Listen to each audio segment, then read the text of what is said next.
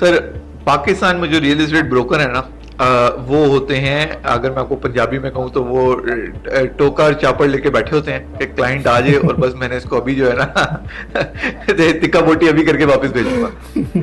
चाहे आपने प्रॉपर्टी की वैल्यू पूरी पे की हो या ना की हो, चाहे आपने पेमेंट प्लान पे ली हुई हो, एज लॉन्ग एज प्रॉपर्टी की जो वैल्यू है वो 2 मिलियन प्लस है, तो आप गोल्डन वीजे के लिए क्वालिफाई हो जाते हैं। अब यहाँ के जो बादशाह हैं वो अपनी रियाया से प्यार करते हैं। वो वाले बादशाह नहीं है कि वो कहें कि जी रियाया जो है वो हमारी पर्सनल जागीर है।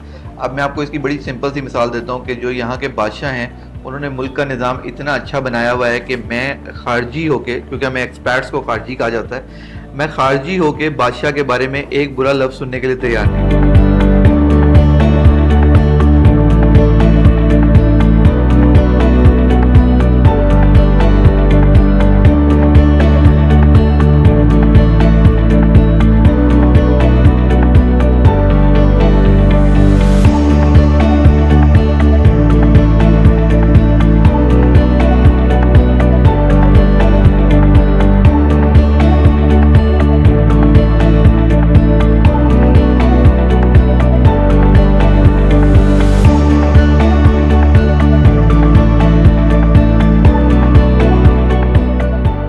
औज़ुबिल्लाहिमिनश्शैतानिर्रजीम, बिस्मिल्लाहिर्रहमानिर्रहीम। अस्सलाम वालेकुम।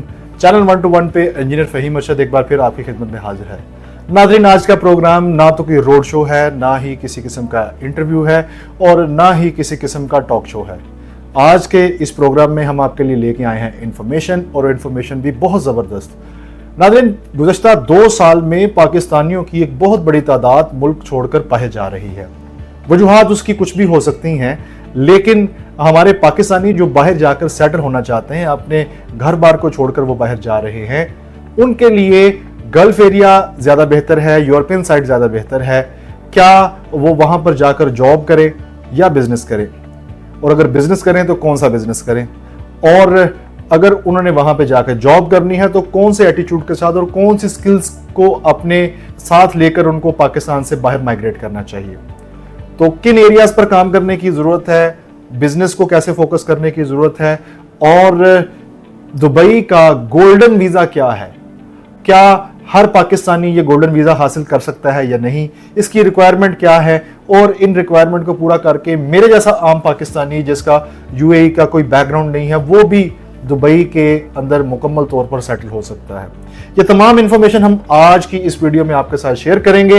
और आज की इस इन्फॉर्मेशन को शेयर करने के लिए हमारे साथ जो शख्सियत मौजूद हैं, जो मेहमान मौजूद हैं, वो दुबई रियल एस्टेट में एक नुमाया मुकाम रखते हैं। गुज़श्ता 30 साल से वो वहाँ पर सेटल्ड हैं, और ना सिर्फ ये कि वहाँ पर रियल एस्टेट का बिजनेस कर रहे हैं, बल्कि वहाँ पर यूएई में कंसल्टेंसी भी दे रहे हैं। बेशुमार पाकिस्तानी उनके स्टूडेंट हैं, बेशुमार उनकी कंसल्टेंसी में लोग हैं जो कि उनसे वाबस्ता है और उनसे फ़ायदा हासिल करते हैं। हमारे साथ मौजूद हैं हमाद रोशन साहब, जो कि आज के इस प्रोग्राम में आपको इन तमाम बातों के जवाब देंगे और आपको गाइड करेंगे किस तरह आप अपने कैरियर को यूएई में अच्छे अंदाज में सेट कर सकते हैं। तो आज के इस प्रोग्राम को हम वीडियो लिंक के ज़रिए डील करेंगे, क्योंकि हमाद भाई इस वक्त मौजूद है यूएई में और मैं मौजूद हूँ पाकिस्तान लाहौर में। तो अब हम प्रोग्राम को डिले किए बगैर स्टार्ट करते हैं। तो मैं हेडफोन लगा लूं और आज का सारा program through headphone and video link होगा। जी अस्सलाम वालेकुम हमाद भाई, क्या हाल है आपका? ठीक ठाक है, मैं उम्मीद करता हूं कि आप खैरियत से होंगे। सर, आपका बहुत शुक्रिया कि आपने अपनी मसरूफियत में से टाइम निकाला और यूए के टफ टाइम में से आपने हमारे नाजरीन के लिए चंद घड़ियां निकाली। मेरा नाम हमाद रोशन है, मैं चार्टर्ड ACCA हूँ फ्रॉम यूके। पिछले तकरीबन हम लोग जो हैं वो पिछले 30 साल से ज़्यादा से दुबई में हैं। मैं CFO लेवल तक के ऊपर जॉब करके रिज़ाइन करके मैंने अपनी कंपनी खोली है रियल इस्टेट की और बिज़नेस कंसल्टेंसी की। और मैं मल्टी कल्चरल मल्टी लेवल के डिफरेंट लोगों के साथ काम करता हूँ। अबू धाबी गवर्नमेंट से लेके और प्राइवेट इंडिविजुअल तक तकरीबन हर डोमेन से मेरे लोग हैं जो मेरे कस्टमर्स हैं। हमाद भाई, आप चूँकि पिछले 30 साल से गल्फ़ एरियाज़ में काम कर रहे हैं, वहाँ पे आप डेफिनेटली कुछ आपका पर्सनल एक्सपीरियंस भी होगा, कुछ दूसरे बिजनेसमैन भी आप उनको देखते हैं वहाँ पर काम करते हुए। तो डेफिनेटली एक बहुत बड़ी मार्केट है और बहुत बड़ा वहाँ पर बिजनेस का वॉल्यूम भी है। तो ये हमें बताइएगा कि पाकिस्तान से जो लोग वहाँ पर माइग्रेट कर रहे हैं, गुज़श्ता दिनों के अंदर एक बहुत बड़ा ट्रेंड है, लोग पाकिस्तान के फाइनेंशियल क्राइसिस की वजह से काफ़ी डिसअपॉइंट हैं। तो वो लोग जो बाहर जाकर एडजस्ट होना चाहते हैं, ख़ास तौर पे गल्फ़ एरियाज़ में, उनको पाकिस्तान से कौन सी स्किल्स हैं जो सीख कर अगर वो आएँ तो फिर उनको यहाँ गल्फ़ एरियाज़ में एडजस्ट होने में आसानी रहेगी? देखें, यहाँ पे टेक्निकल स्किल्स की बहुत अच्छी डिमांड है। जैसे जो हमारा ब्लू कॉलर एम्प्लॉय होता है उसकी हाई डिमांड है। इसके बाद हम वाइट कॉलर एम्प्लॉय की बात करते हैं तो हमें सेल्स में बहुत ज़्यादा लोग चाहिए। फाइनेंस में क्योंकि जब बिजनेसेस ग्रो करते हैं, फाइनेंस, एचआर, ऑलमोस्ट हर जगह पे, हर डिपार्टमेंट में लोगों की ज़रूरत है। बट उनको स्किल्स में अपने आप को अपडेट करके आना है। स्किल्स में नंबर 1, आपकी जो बैचलर्स की डिग्री है that is not a skill. आपकी जो सॉफ्ट स्किल्स हैं वो बहुत ज़्यादा अपडेट होनी चाहिए। सॉफ्ट स्किल से मतलब आपका इमोशनल इंटेलिजेंस, आपका एप्टीट्यूड, आपका एटीट्यूड टवर्ड्स वर्क, ये अपडेटेड होना चाहिए। क्योंकि इनको ये पता होना चाहिए कि जब ये यहाँ पे काम करने के लिए आ रहे हैं तो they are going to compete with around 200 nationalities from the globe, और हर नेशनैलिटी किसी न किसी एंगल से हमसे आगे है। हमने उन सब के साथ compete करना है। तो हमारा एटीट्यूड ये नहीं होना चाहिए कि मैं इस जॉब पे एज अ पाकिस्तानी आ रहा हूँ। मेरा एटीट्यूड ये होना चाहिए कि मैं इस जॉब को जीतने के लिए आ रहा हूँ। तो मैंने पाकिस्तानी बन के अपने मुल्क का नाम रोशन करना है। मैंने आपको जैसे बताया था कि मैं एक्स CFO रह चुका हूँ, chief financial officer for a very big firm, और उसमें मैं अकेला था जो बोर्ड ऑफ डायरेक्टर्स पे पाकिस्तानी बैठता था। बाकी मेरे साथ सारे वेस्टर्नर्स और इंडियन बैठते थे। तो I used to feel very proud that you know I am representing the flag of my country on that board meeting. तो मुझे मजा आता था, मैं बड़े प्राउडली लोगों को बताता था कि मैं पाकिस्तान से हूँ। ऑब्वियसली मेरी ग्रोन अप यहाँ की है, मैं ऑलमोस्ट 3-4 साल का था जब मैं यहाँ आया था। तो मेरी ग्रोन अप जो है, मैंने इंडियन स्कूल्स में पढ़ा है, तो मेरी ग्रोइंग उनके साथ है, तो मैं उनके साथ बहुत जल्दी मिंगल हो जाता हूँ। बट एटलीस्ट मैं उस चीज़ को जो है ना हमेशा अप्रिशिएट करता हूँ जब मुझे वो कहते हैं ना कि अच्छा, देर मोस्टली सरप्राइज कि जब वो मुझे देखते हैं बोर्ड सीट्स के अंदर और रिप्रेजेंटिंग अ बिग फर्म और समथिंग लाइक दैट, तो दे ऑलवेज गेट सरप्राइज कि how come you are here, and I feel very proud कि I am as a Pakistani working here. So वो बहुत मज़े की एक फीलिंग होती है। तो मैं सबको यही कहूँगा कि अपनी सेल्स स्किल्स को और अपने एटीट्यूड को बहुत चेंज करके आए। जी हमाद भाई, ये बड़ी इंटरेस्टिंग इन्फॉर्मेशन आपने हमें दी है कि एटीट्यूड मैटर्स और एटीट्यूड के साथ ही इंसान प्रोग्रेस कर सकता है। अच्छा, एक और बात बताइएगा कि मतलब हम जब अपने घर बार को छोड़ते हैं, डेफिनेटली ये बड़ा मुश्किल मरहला होता है किसी भी इंसान के लिए, अपनी फैमिली को छोड़ना और अपने कंट्री को इस तरह से छोड़कर तो किसी दूसरी जगह पर, नई जगह पर शिफ्ट होना। तो इंसान बड़ी हाई एक्सपेक्टेशंस के साथ डेफिनेटली अपने घर से निकलता है, उसकी एक्सपेक्टेशंस का लेवल बहुत हाई होता है, फैमिली का बड़ा एक्सपेक्टेशन लेवल हाई होता है, और दोस्तों का बड़ा हाई होता है, फिर इंसान बहुत हाईली मोटिवेटेड होता है। लेकिन जब ग्राउंड पर इंसान पहुंचता है और दूसरी तरफ इंसान को वो सब कुछ नहीं मिलता जो वो एक्सपेक्ट करके आता है, तो डेफिनेटली एक दिल टूटने का मंजर होता है। अच्छा, उन हालात को इंसान परदेश में रहते हुए कैसे टैकल कर सकता है और कैसे इंसान उस फेज में से गुजर सकता है कामयाबी के साथ, जो तकरीबन तमाम ओवरसीज पाकिस्तानीज़ को फेस करना पड़ता है? अच्छा, मैं आपको इसका जवाब ना कुछ एग्जांपल्स के साथ देता हूँ। मैं जब खुद इस कंट्री में आया था वापस पढ़ने के बाद, तो उस वक्त मेरे वालिद साहब की वफ़ात बिल्कुल लाइक, मेरे वालिद साहब दिसंबर में फौत हुए थे, मैं यूके में पढ़ रहा था। मैं यूके से पढ़ के दुबई आया और मैं जून की तपती हुई गर्मी में दुबई आया था। और मैं बड़ा ओपनली लोगों को बताता हूँ कि मैं 1500 दिरहम सैलरी पे आया था। 1500 दिरहम महीने की मेरी सैलरी थी। तो जिस मायूसी की आप बात कर रहे हैं ना, वो मेरे से ज़्यादा शायद किसी ने नहीं देखी होगी कि एक लड़का लंदन से अपनी यूथ में 22-23 ईयर्स का मैं था, लंदन में रहने वाला, उसको लंदन से दुबई मूव किया गया। लंदन में मेरे ख्याल से हम एक पार्टी में इतने पैसे उड़ा देते थे जितनी मेरी दुबई में सैलरी बनी थी। तो उस फेज से मैं कैसे निकला, मैं आपको अपनी एग्जांपल के साथ बताता हूँ। मुझे एक चीज़ पता थी कि दुबई में ना जब मैं मेहनत करूँगा तो मुझे रिजल्ट मिलेगा। मैं इस यकीन के साथ इतनी मेहनत की कि मैंने 1500 से पिछले 12 सालों में अल्हम्दुलिल्लाह का लाख लाख शुक्र है कि अब मेरे ख्याल से मेरी गाड़ियों का पेट्रोल जो है वो 1500 को 3-4 से मल्टीप्लाई करना पड़ता है, तो वो गाड़ियों का मंथली पेट्रोल आ जाता है। मेरा कहने का मकसद ये है कि यहाँ पे अगर आप मेहनत नहीं ना करेंगे तो आपको रिजल्ट नहीं मिलेगा। मेरे पास एक और एग्जांपल भी है। मेरे पास रियल एस्टेट में एक लड़का काम करता है जो कि मेरा ये समझें कि राइट हैंड है। मेरे सारे काम, मेरे रियल एस्टेट के जो मेजॉरिटी क्लाइंट्स हैं वो लड़का हैंडल करता है। उस लड़के ने आज से 1 साल पहले मुझे ज्वाइन किया।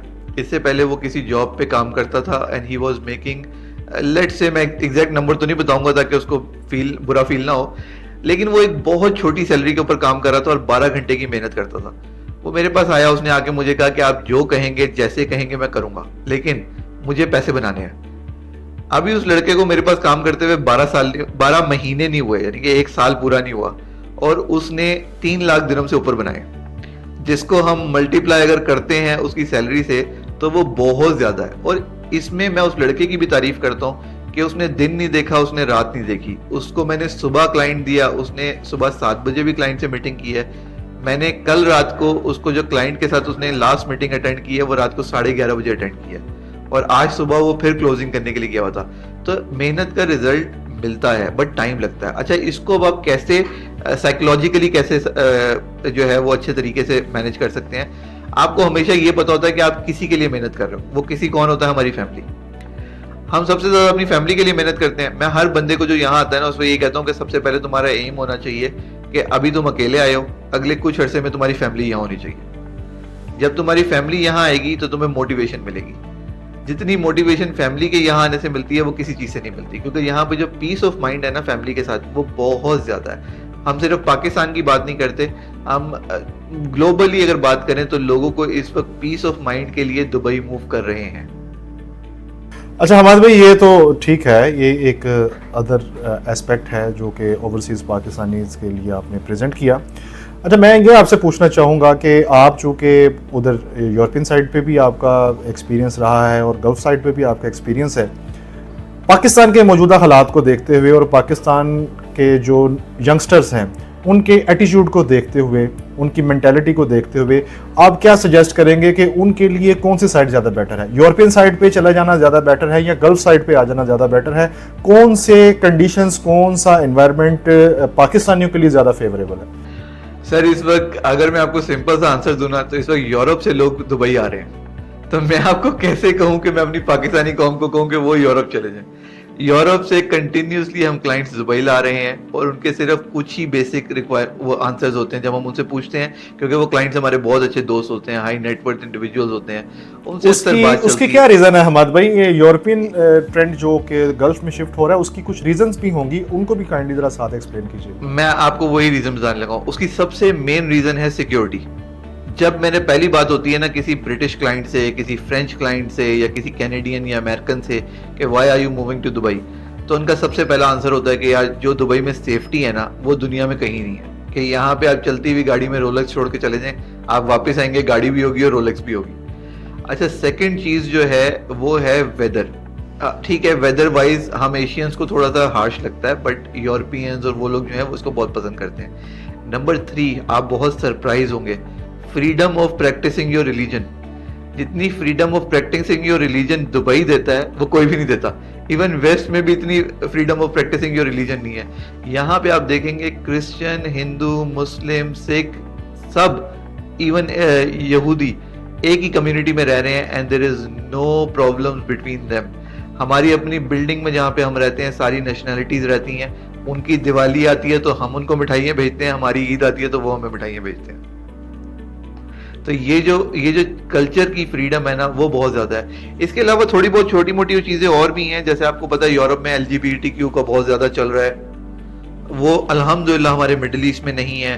यूरोप में स्कूल्स में जिस तरीके से वो फ्रीडम दी जा रही है और वो बच्चों को कंफ्यूज किया जा रहा है, and the drug abuse and the alcohol abuse, वो अल्हम्दुलिल्लाह अभी तक UAE में नहीं उस तरह से आया, जिससे हम अल्लाह का लाख लाख शुक्र अदा करते हैं। ये चीज़ मिडिल ईस्ट में ऑलमोस्ट सारी जगह पे ही है।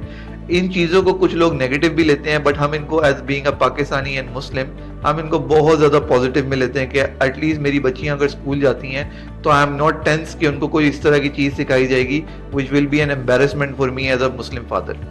तो मैं अपनी बेटियों को स्कूल भेजता हूँ, वो यूरोपियन कल्चर में पढ़ती हैं, सब कुछ करती हैं, बट उनको at the end of the day school में ये भी बताया जाता है कि आप मुसलमान हैं और मुसलमान का कल्चर ये है, यूरोप क्रिश्चियन का कल्चर ये है, और आप अपने अपने कल्चर को फॉलो करें और दूसरे के कल्चर को रिस्पेक्ट करें, जो कि बहुत इंपॉर्टेंट चीज़ है मिडिल ईस्ट के अंदर। अब आते हैं बिजनेस पे। अब बिजनेस में चीज़ ये है कि मिडिल यूएई ने specially UAE and Dubai specifically, Abu Dhabi भी सेम काम करता है। यूएई की जो सबसे अच्छी बात है ना वो ये है कि इन्होंने एमिरेट्स को बहुत हाईली प्रमोट किया, और एमिरेट्स ने इस तरह के स्ट्रक्चर्स बना दिए कि anybody going from west to east will be touching Emirates. अच्छा, उसके साथ उन्होंने क्या किया, उन्होंने मिडिल ईस्ट में ना आपको फ्री स्टेज देने शुरू कर दिए, हब्स बना दी, पोर्ट्स बना दी। अब मिडिल ईस्ट का इंफ्रास्ट्रक्चर इतना ज़बरदस्त बना हुआ है कि मैं अगर कल को पाकिस्तान में कुछ मैन्युफैक्चरिंग करके इंडिया में एक्सपोर्ट करना चाहूँ तो मेरे लिए कॉस्ट इफेक्टिव बहुत ज़्यादा होगा कि मैं एक मैन्युफैक्चरिंग प्लांट मिडिल ईस्ट में लगाऊं और मैं यहाँ से मैन्युफैक्चर करके इंडिया, पाकिस्तान और दीगर तमाम ममालिक में एक्सपोर्ट करूँ। ये जो इंफ्रास्ट्रक्चर क्रिएट हुआ है वो फाइनेंशियल भी है, आपके पास यहाँ पे फाइनेंशियल हब्स हैं, आप बिटकॉइन की बात करें वो यहाँ पे अवेलेबल है, plus at the same time freedom of financial transactions बहुत इंपॉर्टेंट और बहुत मैटर करती हैं। मैं अक्सर पाकिस्तान में लोगों को बताता हूँ कि जब मुझे अक्सर वो बैंकिंग के वहाँ पे सिचुएशन बताते हैं ना, पाकिस्तान में, इंडिया में, बांग्लादेश में, मुझे काफ़ी हंसी आती है। मैं उनसे कहता हूँ यार हम लोगों को तो इतनी प्रॉब्लम्स नहीं है, हम लोग तो सिर्फ अपनी ऐप पे बैठते हैं और ऐप पे बैठ के हमारे अपने पैसे होते हैं, हमने दुनिया में जहाँ मर्जी ट्रांसफर करने होते हैं हम कर देते हैं। तो उस चीज़ से ना लोग बड़े हैरान होते हैं कि जो फ्रीडम है ना for transferring your own funds, using your own funds, ये बहुत इंपॉर्टेंट है। तो कंजम्पशन, यहाँ की कंजम्पशन अगर यहाँ पे मैन्युफैक्चरिंग हो रही है तो मे बी यूएई की कंजम्पशन सिर्फ 10% होगी, 90% एक्सपोर्ट हो रहा है। अब अगर हम इकोनॉमिक्स में जाते हैं तो जो कंट्री ज्यादा एक्सपोर्ट करता है और कम इंपोर्ट करता है उसका रिजल्ट हम सबको पता है। तो this is the secret behind UAE success. और लॉ एंड ऑर्डर, यहाँ पे कोई भी किसी से भी लॉ में बढ़तर नहीं है। मैंने यहाँ पे ऐसे ऐसे लोगों से डील किया है कि I for a minute was surprise कि इस बंदे ने मुझे, अगर ये चाहता तो मेरा ये दुबई में रहना मुश्किल कर सकता था, बट उस बंदे ने ऐसी कोई हरकत नहीं की क्योंकि उसको पता था कि लॉ सबसे ऊपर है। तो उसको पता था कि अगर वो मेरे साथ कुछ भी करने की कोशिश करेगा, I will knock the doors in the court, police सब मुझे सपोर्ट करेंगे। मैं एक्सपर्ट था और वो लोकल थे। ये जो लॉ की पावर है ना, this is the thing which tells us कि इस कंट्री में रहना चाहिए। जी बिल्कुल ठीक।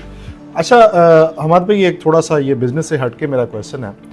अमूमन ये देखा गया है कि दुनिया में हमें एक लेसन पढ़ाया गया है कि डेमोक्रेसी जो है वो एक बेहतरीन सिस्टम है और वो लोगों को खुशहाल करती है, लोगों को एम्पावर करती है और उससे लोग जो है वो ज़्यादा तरक्की की तरफ गामजन होते हैं। लेकिन जो बातें आप बयान कर रहे हैं यहाँ से, तो जो गल्फ़ में तो डेमोक्रेसी नहीं है, इसमें तो आप जानते हैं डिक्टेटरशिप है या फिर आप बादशाहत कह लें, उसको किसी भी शक्ल में आप कह सकते हैं कि ये डेमोक्रेसी तो नहीं है।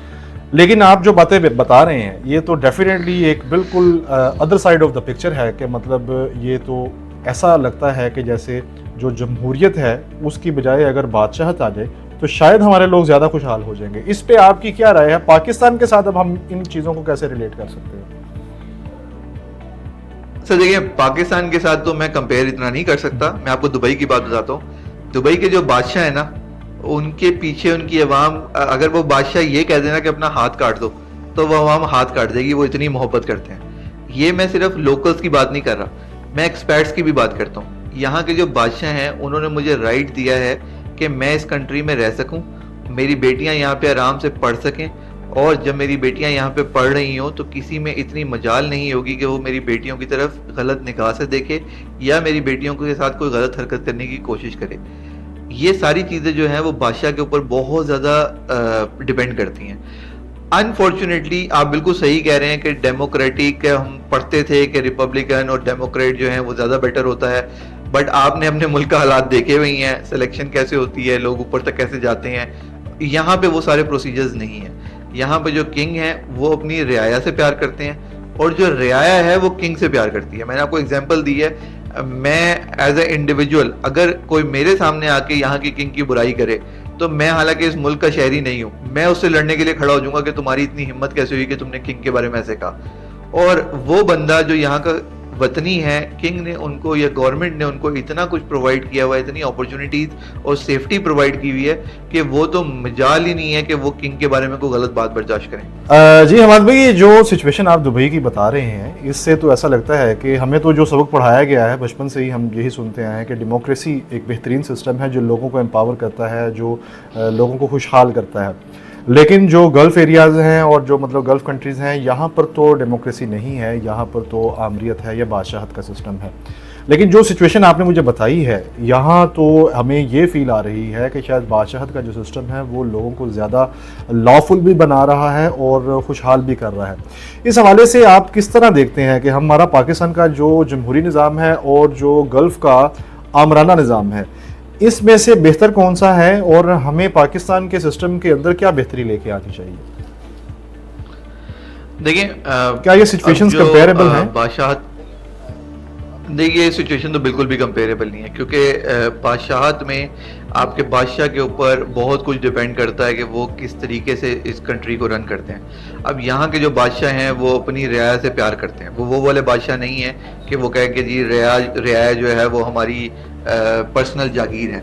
अब मैं आपको इसकी बड़ी सिंपल सी मिसाल देता हूँ कि जो यहाँ के बादशाह हैं उन्होंने मुल्क का निज़ाम इतना अच्छा बनाया हुआ है कि मैं खारजी होके, क्योंकि हमें एक्सपर्ट्स को खारजी कहा जाता है, मैं खारजी होके बादशाह के बारे में एक बुरा लफ्ज़ सुनने के लिए तैयार नहीं हूँ। उसकी वजह यह है कि इन बादशाह ने मुझे इस मुल्क में रहने का राइट दिया, मैं इस मुल्क में रहता हूँ, मुझे इस मुल्क में आज़ादी से रहने का राइट दिया, अगर मैं सही वर्ड यूज़ करूँ। मेरे बच्चों को यहाँ पे घूमने फिरने का राइट दिया, मेरी बच्चियाँ यहाँ पढ़ती हैं। आप ये कह सकते हैं कि हाँ मैं इन सब चीज़ों का फ़ीस पे करता हूँ, but at the end of the day fees तो मैं पाकिस्तान में भी पे करूँगा। बट यहाँ पे जो मैं सुकून से रहता हूँ और जितना रिलैक्स रहता हूँ, मैं अपनी कंपनीज रन करता हूँ, कोई आके मुझे ये नहीं कह सकता कि ये कंपनी जो है ये तुम ऐसे रन नहीं करोगे, तुम ऐसे रन करोगे। जो पॉलिसी है वो पॉलिसी है, सबके लिए बनती है, वो खारजी और एक्सपर्ट सबके ऊपर एप्लीकेबल होती है। कानून सबसे ऊपर है, और जब कानून का मामला आता है तो हमने अपना पर्सनल जो अभी तक देखा है वो यही है कि रॉयल फैमिली जो है वो उसमें मदाखलत नहीं करती। यानी कि हमने आज तक ये नहीं सुना कि कोई पकड़ा गया और उसने ये कहा हो कि जी मैं क्राउन प्रिंस का दोस्त हूं तो मुझे पुलिस वाले मेरे से बात ना करें। हमने उल्टा ऑपोजिट देखा है कि अगर वो क्राउन प्रिंस का दोस्त हो तो वो पुलिस वालों को कह रहा होता कि यार ठीक है मेरे से गलती हो गई, बराए मेहरबानी अगर मुझे एक वार्निंग देके छोड़ दिया जाए, जो भी मेरा फाइन है मुझे कर दिया जाए तो वो ज़्यादा बेटर है। उसकी इतनी हिम्मत नहीं होगी कि वो क्राउन प्रिंस को फ़ोन करके ये बताए कि मुझे यहाँ पे पुलिस वाले ने पकड़ा। मैंने पाकिस्तान में मोटरसाइकिल पे बच्चों को जब पकड़ो तो वो पुलिस वालों को ऐसे बताना ना बता रहे होते हैं। नहीं, आपने देखा पाकिस्तान में कैसे वो नाम निकालते हैं कि अरे मैं तो फलाने के फलाने का फलाना हूँ और तुम्हारी हिम्मत कैसे हुई मुझे रोकने की। यहाँ पे ऑपोजिट होता है, यहाँ पे वो बकायदा छुपाते हैं कि यार प्लीज हमें फाइन जो भी करना है वो चुप करके कर दो, हमसे गलती हुई है। लेकिन हम किसी को फोन करके ये नहीं बताएंगे कि हमारा ये काम कर दो, हमारा वो काम कर दो। उससे जो लॉ एंड ऑर्डर में लेवल आता है उसका रिजल्ट आपके सामने। अच्छा, रियल एस्टेट को आप कैसे देखते हैं कि दुबई में या अबू धाबी में अगर कोई पाकिस्तानी आके रियल एस्टेट का बिजनेस करना चाहे? पाकिस्तान में तो इस वक्त रियल एस्टेट के हालात बस कुछ ना पूछें, अल्लाह की पनाह है। दुबई में रियल एस्टेट का बिज़नेस कैसा है, इसमें इसका स्कोप कैसा है, पाकिस्तानियों को इस हवाले से अपने आप को कैसे एजुकेट करके यहाँ पे शिफ्ट होना चाहिए, और क्या कोई आम पाकिस्तानी के लिए ये मुश्किल काम है कि वो यहाँ पे आके रियल एस्टेट का बिज़नेस कर सकता है या नहीं कर सकता? इस हवाले से थोड़ा सा गाइड कीजिएगा। जी अच्छा, मुझे आपको ना थोड़ा सा फिर गाइड ये भी करना पड़ेगा कि हमारे जो पाकिस्तान में रियल एस्टेट होती है और जो हम यूएई में करते हैं वो थोड़ी सी डिफरेंट है। पाकिस्तान में रियल एस्टेट क्या होती है कि एक बंदे ने रियल एस्टेट की कंपनी खोली, उसने 2-3 प्लॉट लिए, 4-5 घर बनाए और उनको खुद ही बेचना शुरू कर दिया। हमारे यहाँ इसको डेवलपमेंट कहते हैं, और डेवलपमेंट करने के लिए पाकिस्तानी आ सकते हैं। इनफैक्ट मैं आजकल बहुत एक्टिव हुआ हूँ, मैं इंडियन ग्रुप्स के साथ काम करता था। आजकल मैंने उनको कहा है कि मैं अपना कोई पाकिस्तानी ग्रुप लेके आऊँगा जो यहाँ पे एक आलीशान किस्म की बिल्डिंग बनाएंगे। और हम, क्योंकि अगर आप दुबई रियल एस्टेट को देखें तो इसमें इंडियंस बहुत अच्छे तरीके से छाए हुए हैं, तो मैं आजकल इस मिशन पे हूँ कि मैं एक पाकिस्तानी ग्रुप लेके आऊँगा और वो अपना नाम बनाएगा।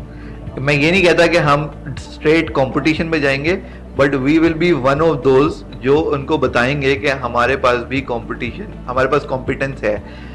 अनफॉर्चुनेटली हमारे पाकिस्तान में एक प्रॉब्लम ये है कि लोग डिसीजन बहुत देर से लेते हैं। अपॉर्चुनिटी निकल जाती है और वो उसके बाद सोचना शुरू करते हैं कि अच्छा ये अपॉर्चुनिटी निकल गई है, हम इसका रिजल्ट देखेंगे और उसके बाद जो है ना हम एक्शन लेंगे। जब आप रिजल्ट देख के एक्शन लेते हैं ना, तो फिर आप सिर्फ लकीर को पीट रहे होते हैं, सांप निकल चुका होता है। तो ये एक चीज है जो इंडियंस में मैंने देखी है, वो बहुत जल्दी से करते हैं। वो जहां अपॉर्चुनिटी देखते हैं वो फौरन ग्रैब करते हैं। अच्छा, ये सब पाकिस्तानियों के बारे में मैं नहीं कह रहा, कुछ पाकिस्तानी यहाँ पे भी बहुत अच्छा काम कर रहे हैं। ऑब्वियसली वो आप उनको पाकिस्तान में भी देखेंगे, they are doing very well off. और आप ये सोचते रहते हैं कि पता नहीं इन्होंने कोई गलत काम किया। हर बंदे ने गलत काम नहीं किया हुआ होता।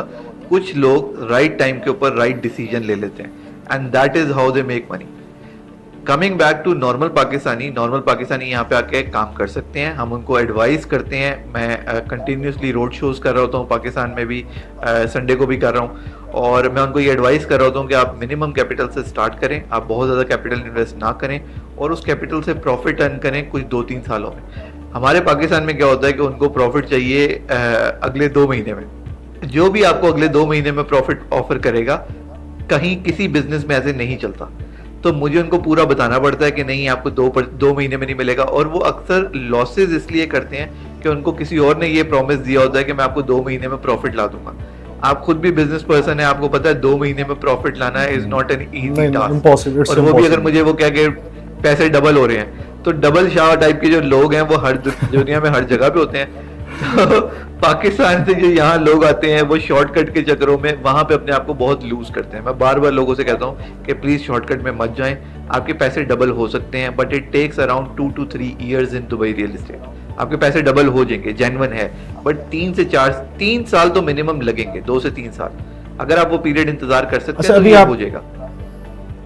अभी आप फरमा रहे थे कि real estate and development, these are 2 different fields. तो मैं आपसे ये जानना चाहूँगा कि थोड़ा सा आप हमें गाइड करें कि ये रियल एस्टेट में और डेवलपमेंट में, डेवलपमेंट का तो चलिए अभी आपने एक्सप्लेन कर दिया, रियल एस्टेट के बिज़नेस को कैसे देखा जाता है दुबई में, और ये रियल एस्टेट पाकिस्तान के रियल एस्टेट के बिज़नेस से कैसे मुख्तलिफ है? सर, पाकिस्तान में जो रियल एस्टेट ब्रोकर है ना, वो होते हैं, अगर मैं आपको पंजाबी में कहूँ तो वो टोका और चापड़ लेके बैठे होते हैं कि क्लाइंट आ जाए और बस मैंने इसको अभी जो है ना तिक्का बोटी अभी करके वापस भेजूंगा। दुबई में जो प्रोफेशनल रियल एस्टेट हैं वो प्रॉपर क्वालिफाइड है, और वो सालों से ये काम कर रहे हैं। जैसे मैं चार्टर्ड अकाउंटेंट हूँ। अब आपको पता है chartered accountant is a big qualification everywhere in the world. मैं चार्टर्ड अकाउंटेंट होने के बाद रियल एस्टेट में आया हूँ। जब मैं लोगों से मिलता हूँ और मैं उनको बताता हूँ कि मैं चार्टर्ड अकाउंटेंट हूँ और मैं रियल एस्टेट में हूँ, दे अप्रिशिएट दैट, और वो बहुत रिस्पेक्टफुली इसको डील करते हैं। सेम टाइम के ऊपर मैं भी उनके साथ प्रोफेशनली डील करता हूँ। मैं उनको ये नहीं कहता कि अगर ये क्लाइंट मेरे पास आ गया तो आज मैं इसको जो है ना इतना लूट लूँ कि वो नेक्स्ट टाइम जो है उसकी हिम्मत ही ना हो मुझे फ़ोन करने की। हम हमेशा अपनी जो मिनिमम मार्जिन के ऊपर काम कर रहे होते हैं, मैक्सिमम वॉल्यूम मिनिमम मार्जिन, ताकि हम उसको ज्यादा से ज्यादा जो है वो अट्रैक्ट कर सकें। जाहिर बात है, जब वो प्रॉफिट बनाएगा तो वो किसको कॉल करेगा दोबारा। ये सबसे बड़ा जो है ना माइंडसेट चेंज, जब मैंने शुरू में आपको बताया था माइंडसेट एटीट्यूड का चेंज, ये सबसे बड़ा चेंज है। हम लोग यहाँ पे ये कहते हैं कि अगर आप रियल एस्टेट में आ रहे हैं, आप पहले आके प्रॉफिट बनाएं। हमारा मार्कअप थोड़ा रहेगा, कोई प्रॉब्लम नहीं है, बट जब आपको एक दफा प्रॉफिट मिलना शुरू हो जाएगा ना, और आप जेन्युइनली पूरा साइकिल देखेंगे जहां से आपको प्रिंसिपल भी वापस आया, प्रॉफिट भी वापस आया, ऑब्वियसली आप हमेशा रियल एस्टेट के लिए आपको जो मर्जी कोई ऑफर करता रहे, आप मुझे ही फोन करेंगे, क्योंकि आपको पता है कि मैं हम हाथ पे ट्रस्ट करता हूँ। ऑलराइट, जो मुझे समझ आई है आपकी बात से वो ये है कि जो दुबई रियल एस्टेट है ये बिजनेस के वॉल्यूम को देखते हैं, ना कि प्रॉफिट के वॉल्यूम को, जबकि पाकिस्तान में प्रॉफिट के वॉल्यूम को ज़्यादा फोकस किया जाता है।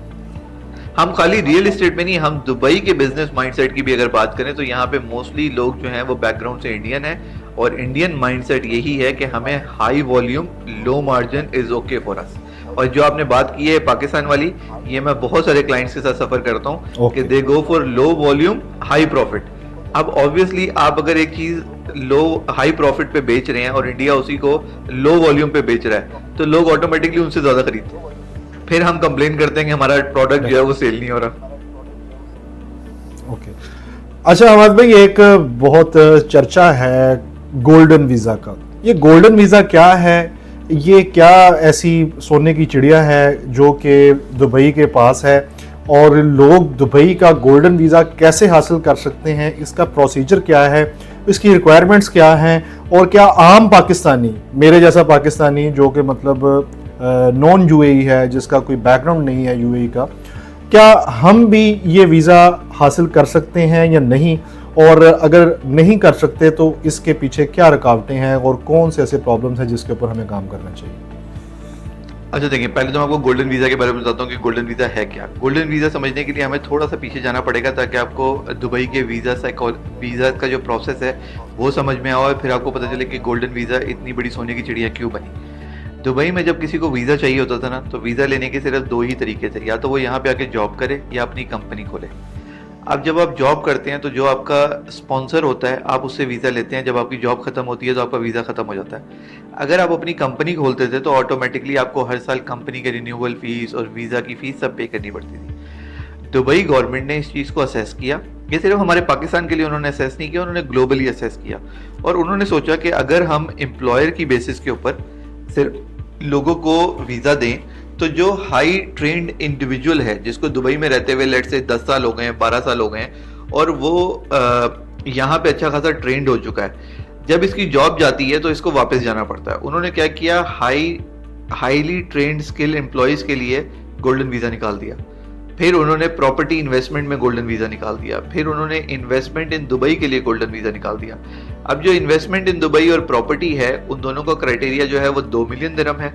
प्रॉपर्टी के लिए हमें डिटेल में बात करनी पड़ेगी, वो फिर बहुत लंबा हो जाएगा, तो मैं शॉर्ट में ही रखता हूँ कि 2 मिलियन दिरहम की प्रॉपर्टी अगर आप खरीदें, चाहे आपने प्रॉपर्टी की वैल्यू पूरी पे की हो या ना की हो, चाहे आपने पेमेंट प्लान पे ली हुई हो, एज लॉन्ग एज प्रॉपर्टी की जो वैल्यू है वो 2 मिलियन प्लस है, तो आप गोल्डन वीज़े के लिए क्वालिफाई हो जाते हैं। अच्छा, हाईली स्किल्ड इंडिविजुअल्स भी एक क्राइटेरिया है। हाईली स्किल्ड इंडिविजुअल वो लोग होते हैं जिनके पास कोई यूनिक स्किल हो, जैसे कि हमारे अगर हम पाकिस्तान की बात करें तो हमारे कुछ सोशल मीडिया इन्फ्लुएंसर्स हैं। अच्छा, आपने जो गोल्डन वीज़ा के बारे में पूछा है ना, इसका आंसर देने के लिए मुझे आपको थोड़ा सा पीछे ले जाना पड़ेगा ताकि मैं आपको ये समझा सकूं कि दुबई के जो वीज़े थे वो पहले कैसे चलते थे और गोल्डन वीज़ा अचानक से इतना हॉट केक क्यों बना।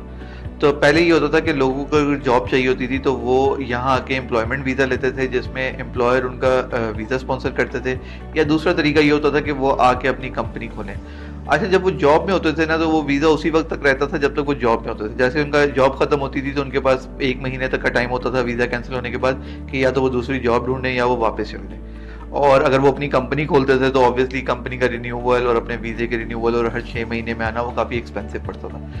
तो यूएई ने इस चीज़ को डिसाइड किया कि जो लोग 10-10 साल से यूएई में रह रहे हैं और कल्चर में डेवलप हो गए हैं, कभी कभी वाकई ऐसे होता है कि अगर हम समर पीरियड की बात करें तो जॉब नहीं मिलती इतनी जल्दी, बट विंटर पीरियड में जॉब्स यहाँ पे ज़्यादा मिलती हैं। तो उन्होंने ये डिसाइड किया कि एक बंदा जो यूएई में पिछले 10 साल से रह रहा है, यूएई के कल्चर को समझ चुका है और यूएई की ट्रेनिंग्स ले चुका है, यूएई का सब कुछ यानी कि कंपनीज में काम कर चुका है, अगर उसको कभी जॉब नहीं मिलती और वो यहाँ से सब कुछ छोड़ छाड़ के वापस चला जाता है, तो ये एक तरह से देखा जाए तो यूएई को टैलेंट लॉस है, लाइक जिनको हम कहते हैं ना थिंक टैंक और ब्रेन लॉस जो होता है। उन्होंने इस चीज़ को कवर किया, उन्होंने इसको असेस किया और उन्होंने कहा कि जो हाईली टैलेंटेड इंडिविजुअल हैं उनको गोल्डन वीज़ा दिया जाए। अजी, जो हाईली टैलेंटेड इंडिविजुअल हैं इसमें मल्टीपल लोग आ जाते हैं। एकेडमिक्स आता है, अगर आपने एकेडमिक आप कोई बहुत हाईली क्वालिफाइड हैं, पीएचडी हैं या कुछ कोई बहुत ही हाई फाई आपने कुछ पढ़ा हुआ है, आपको मिल सकता है। हाईली टैलेंटेड इंडिविजुअल आते हैं। अब हाईली टैलेंटेड इंडिविजुअल एक बहुत बड़ी टर्म है, उसमें आपको सोशल मीडिया स्टार्स मिलते हैं, उसमें आपको मीडिया स्टार्स मिलते हैं, उसमें आपको वो लोग मिलते हैं जो कोई यूनिक स्किल्स लेके आते हैं या यूनिक बिजनेस आइडिया लेके आते हैं। अब मैं आपको एक मिसाल देता हूँ, मेरा अपना साला जो है वो गोल्डन वीज़ा होल्डर है थ्रू सोशल मीडिया इन्फ्लुएंसर। उसको यूएई ने गोल्डन वीज़ा यूएई ने उसको गोल्डन वीज़ा दिया था जब कि वो पाकिस्तान में रहता था और उन्होंने यहाँ उसको कहा कि आपके सोशल मीडिया, आपका दुबई आना जाना बहुत ज़्यादा है, वो दुबई को प्रमोट करता था, they offered him golden visa. अच्छा, अब हम बात करते हैं प्रॉपर्टी में लोग गोल्डन वीज़ा कैसे लेते हैं। तो मैं आपको बड़ा सिंपल बताता हूँ, प्रॉपर्टी में गोल्डन वीज़ा सिर्फ उस वक्त मिलता है जब आपने प्रॉपर्टी 2 मिलियन से ऊपर की ली हो। अब अगर आप अंडर कंस्ट्रक्शन प्रॉपर्टी ले रहे हैं तो जाहिर बात है आपको 2 मिलियन अपफ्रंट पे नहीं करना होता। आप 2 मिलियन जो है वो पार्टीशन में भी पे कर सकते हैं, इंस्टॉलमेंट प्लान जिनको हम कहते हैं। और ये वाली जो गोल्डन वीज़ा है उसके लिए आप उसी वक्त क्वालिफाई हो जाते हैं जैसे ही उस प्रॉपर्टी के डॉक्यूमेंट आपके नाम पे बनते हैं। तो लोग 500,000 दिरहम दे के भी गोल्डन वीज़ा के लिए क्वालिफाई कर जाते हैं। गोल्डन वीज़ा जो है वो पूरी फैमिली के लिए होता है, जिसके अंदर आपके बच्चे, आपकी यानी कि बच्चों में आते हैं अनमैरिड बेटियाँ रिगार्डलेस कि उनकी एज क्या है, और अनमैरिड बेटे टिल द एज ऑफ 21, क्योंकि 21 के बाद बेटे को अडल्ट कंसिडर किया जाता है तो उसने अपने वीज़े का खुद अरेंजमेंट करना होता है। पेरेंट्स होते हैं और आपके लाइक आपके स्पाउस बीवी जो है बीवी शौहर को कर सकती है, शौहर बीवी को कर सकता है, और आप सास ससुर को भी जो है वो स्पॉन्सर कर सकते हैं गोल्डन वीज़े के ऊपर। फिर आप अपना स्टाफ रख सकते हैं, जैसे डोमेस्टिक स्टाफ, ड्राइवर्स, ये सब भी रख सकते हैं। तो ये गोल्डन वीज़े की जो है वो सबसे बड़ी क्वालिटी थी कि आपको 10 साल का मिलता है। वैसे जो पुराने वीज़े थे वो 2-2 साल के होते थे या मैक्सिमम 3 साल का होता था। गोल्डन वीज़ा जो है वो 10 साल का होता है। 10 साल में अगर आपका ये वीज़ा लग जाता है तो फिर आपका वीज़ा मोस्टली हमने कैंसिल होते हुए नहीं देखा। अभी तक हमने नहीं सुना कि किसी का गोल्डन वीज़ा कैंसिल हुआ है। और इसका दूसरा जो सबसे अच्छा पॉइंट है वो ये है कि आपको हर 6 महीने में आने की ज़रूरत नहीं है, जब आपका दिल करे आप आ सकते हैं। अच्छा, गोल्डन वीज़ा के कुछ छोटे छोटे फ़वाइद ये हैं कि जैसे अगर आप पाकिस्तान में बात करें तो यूके और यूएस के जो वीज़े लग रहे हैं उसमें वेटिंग पीरियड बहुत लंबा है। वेयरएज़ अगर किसी के पास गोल्डन वीज़ा है तो वो यूएई से आके अपना वीज़ा अप्लाई कर देता है, तो कुछ ज़्यादा जल्दी और ज़्यादा क्विकली प्रोसेस हो जाता है। तो ये भी उनके कुछ बेनिफिट्स हैं। आप अपना बैंक अकाउंट खोल सकते हैं, आप बिज़नेस कर सकते हैं, आप अपनी फैमिली को यहाँ बुला सकते हैं। ये सारे जो हैं वो गोल्डन वीज़ा के फ़वाइद हैं, इसलिए ये गोल्डन वीज़ा जो है वो बहुत हॉट केक हुआ। जी हमाद भाई, आपका बहुत शुक्रिया, आपने आज के इस प्रोग्राम के लिए हमारे नाजरीन को बहुत इंपॉर्टेंट इन्फॉर्मेशन दी। इंशाल्लाह राब्ता होता है। अस्सलाम वालेकुम। जी नाजरीन, हमारे साथ मौजूद थे हमाद रोशन भाई, जो कि यूएई में मौजूद थे। उन्होंने आपको बताया कि किस तरह से आप इन तमाम अपॉर्चुनिटीज़ को जो दुबई में आपके लिए अपना दामन फैलाए खड़ी हैं उनको अवेल कर सकते हैं। तो आज के प्रोग्राम में हम आपके लिए सिर्फ़ और सिर्फ इतनी ही इन्फॉर्मेशन शेयर कर सकते हैं और वो हमने शेयर की। शाद रहें, आबाद रहें, अपना हमेशा बहुत सा ख्याल रखें, पाकिस्तान की सरबुलंदी के लिए काम करें। इंजीनियर फ़हीम अरशद का आप सबको सलाम। पाकिस्तान जिंदाबाद।